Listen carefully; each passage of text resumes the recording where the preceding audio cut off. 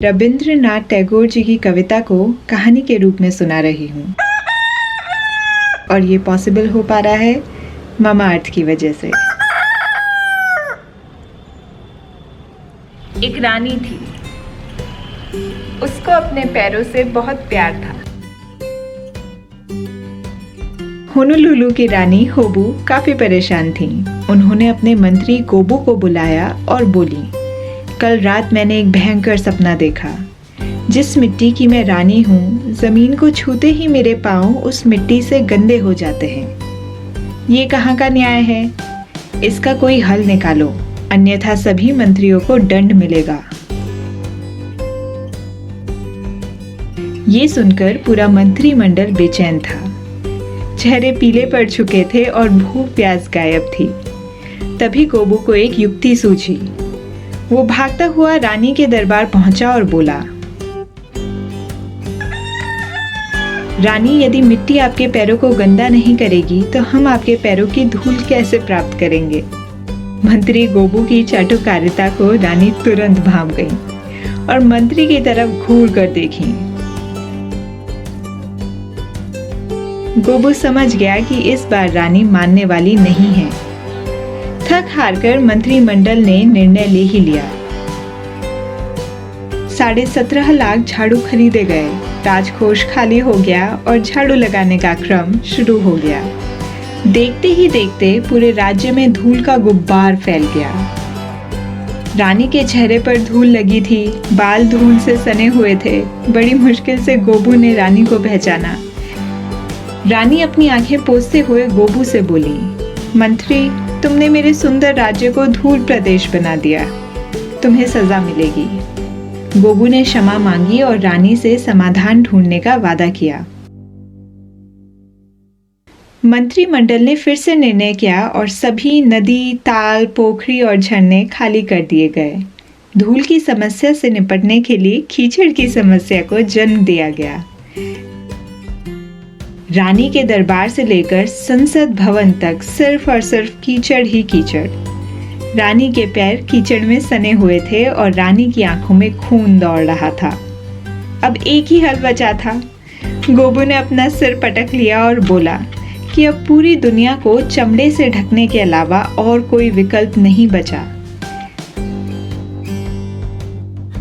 हफ्ते भर में मंत्रिमंडल को समझ में आ गया कि दुनिया में इतना चमड़ा नहीं उपलब्ध और ना ही इतने कारीगर की पूरी दुनिया को चमड़े से ढका जा सके। मंत्रिमंडल अपना सिर कलम करवाने के लिए तैयार था कि उसी वक्त एक समझदार सा दिखने वाला बूढ़ा आदमी रानी के दरबार में आ गया और बोला, रानी, यदि अनुमति हो तो मेरे पास एक समाधान है। रानी बोली, जितना आसान तुम इसे समझते हो उतना ये है नहीं बाबा।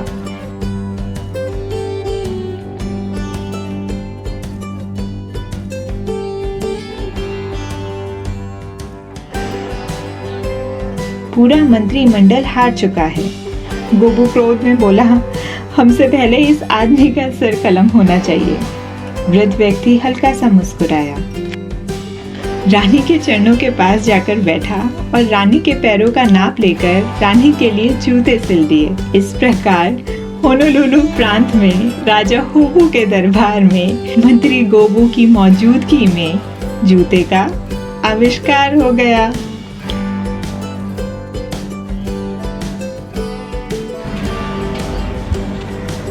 Hi everyone, this is Shruti. Hopefully आपको वीडियो अच्छा लगा हो। यहाँ मैं हूँ एक पौधे के साथ और साथ ही साथ एक प्लांटर के साथ। थोड़ी देर में मैं आपको बताऊँगी क्यों। And also I want to thank Mamaearth for sending me these products, they are amazing. अगर आपको भी इनमें से कुछ खरीदना है या फिर कोई भी मामा अर्थ का प्रोडक्ट खरीदना है तो आप 20% डिस्काउंट में खरीद सकते हैं।